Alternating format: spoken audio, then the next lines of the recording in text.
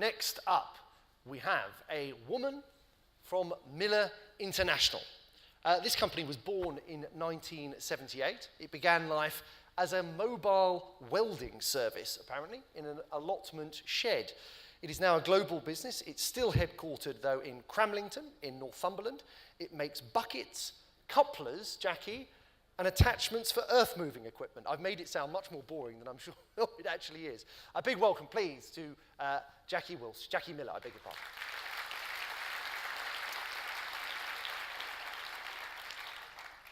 MBE, I should have said. I do apologise.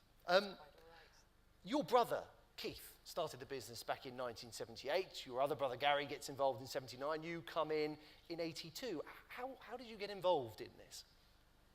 Well, as you've rightly pointed out, it's a family business. So we've always been from a very close family in Northeast England. And really, I didn't have much choice. My brother came home one day and decided that he needed someone to go and work at an exhibition in Birmingham, and he thought that I'd be a great choice at the tender age of 17, 18. And here I am, all these years later. So I was kind of accidentally thrown into it, but actually I found I really enjoyed it. At what stage was the business at, Jacqui, when you joined? Because I mean, it was still the early years then. Very much so. It was, you know, a very fledgling business, only Northeast based. We got our big break when we won a contract to repair all the mobile plant and equipment on the then Kielder project. And it was really very regional. And in terms of the way in which you've grown, did you, when you grew abroad, did you target specific markets? Did you think anywhere and anywhere? What was your approach to growth? Well, we actually started looking at exporting, and I remember this well because we were given this advice by the then guru, Sir John Harvey-Jones, when we won the Small Business Award in 1994, and he talked to us about, you know, the emerging European market and how if we wanted to grow, then we needed to look outside because the only way to become recession-proof, which is since not the case, but the only way to become recession-proof then, as we were just coming out of a recession, was to look further afield, was to actually look at exporting products. So we started in France, and we set our first distributor up in France in 1995. I'm pleased to say we're still working with them today. And in terms of where you are today, where are your big export markets? Where do your revenues come from? Our biggest export market is North America. We do an awful lot in India. We also now export to Australia. We export quite a bit to the Middle East now too, and we have our sights set on Saudi. Perfect. And just to be clear, I understood this correctly. It's the attachments for diggers. That's right, absolutely. So you made it sound much more sexy than it is actually.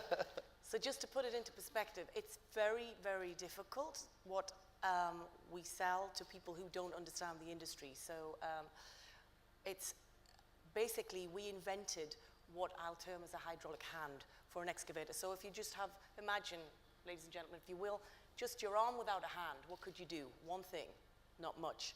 So we came along and invented a hand on the end of this arm, which allowed the excavator to perform many different tasks. Beforehand, you could do one task with one machine. It was cumbersome. It was dangerous when they tried to change attachments on site. It was non-productive, and there was a lot of negatives. We invented the technology to take that and actually turn that machine into a multi-productive tool, so it could all of a sudden do lots of things much more productively.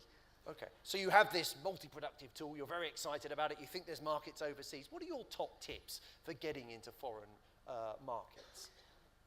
It's probably a cliche, but absolutely above all else, do your research, because, you know, everything sounds wonderful when people are trying to tell you to get into exports, and you go to lots of meetings and you listen to lots of people. There's nothing like good old-fashioned research, but you must go in market for research. You can't do it from behind a desk. Desk-based research is fine to give you an idea, but that's all it ever will be.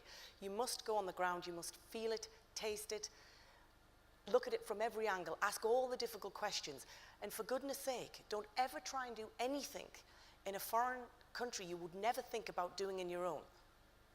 And there's lots of people made that mistake, given extended credit terms, because they're just desperately wanting to succeed. So a lot of the basic business principles seem to get forgotten because in their attempts to succeed in an overseas market, some of the common sense is left at home. Please don't do that. Okay. In terms of being a British company looking to export, which markets did you feel were most open to you? Well, clearly the English-speaking markets, first of all, because you don't have so much of a cultural barrier to overcome. So we started with North America, and we've been exporting there for, oh goodness, over 20 years now. And they remain today our largest market.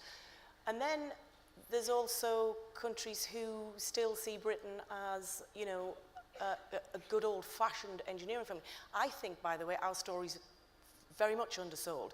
We have amazing heritage here. We are still exporting around the world. I mean, the world is still living off the ideas that were born in this great country of ours. So, brand Britain go. I mean, honestly, we have some amazing companies.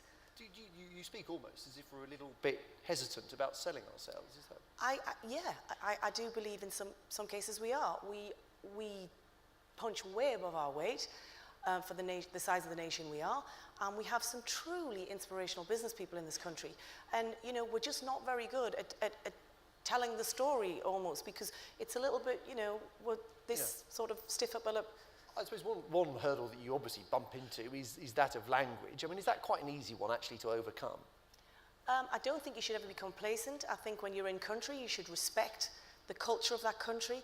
But I definitely think, and to the point on expanding into China, I've had quite a bit of experience in China. We have a JV in China, and I've also tried to seed and sell in China. The one piece of advice I'd give as far as China's concerned is "me wenti" doesn't necessarily mean no problem. It just means I'm listening.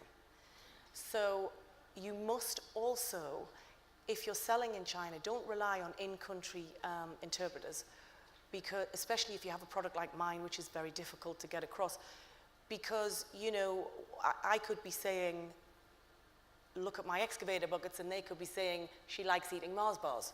I mean, really, I was in a situation like that, and I could just see by the body language that the interpretation was going dreadfully wrong. Lost in translation. So I decided to get a piece of paper and a pen and start drawing stick men and things to, get my point across. But seriously, just do your homework and make sure whoever's interpreting for you understands your products.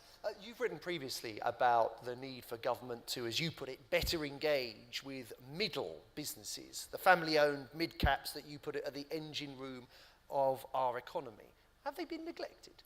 Definitely, almost certainly. I mean, we've just come out of one of the biggest recessions this country has ever seen, and I know it's on a global scale, but nonetheless, the best businesses to invest in right now are those who've come out and, shown that they're stronger for the experience. For sure, we have seen that having all our eggs in one basket fails. We need more, we need the wealth spread around lots of different industries. What could the government be doing then to support the medium-sized players that it's not? Well, I think that there should be more trade missions. I think the government should look at pilot schemes within the regions to get business people engaged, get business people who've had experience together with business people who maybe are looking at exporting, and put the two together and see if we can encourage that growth. I think they could look at putting more investment pots into place for training. I'm not talking about businesses to take from the pot, I'm talking about for training. Okay, and is staying in the EU, I'm going to ask you about this question too, is that essential for our prosperity, do you think? Well, I think the world's such a small place, with the introduction of internet and broadband and a click of a switch and we're all over the world in seconds. It answers itself really. Of course we need to stay in Europe, but I do believe in a more reformed Europe that better works for business. The bureaucracy of Europe sometimes can be stifling, and I think that's where all the rhetoric comes from. I'm not keen on paying the 1.7 billion back either, by the way. Let's end on that note. Jacqui Miller from Miller International, Board Director. Thank you, Jacqui, very much. All the best.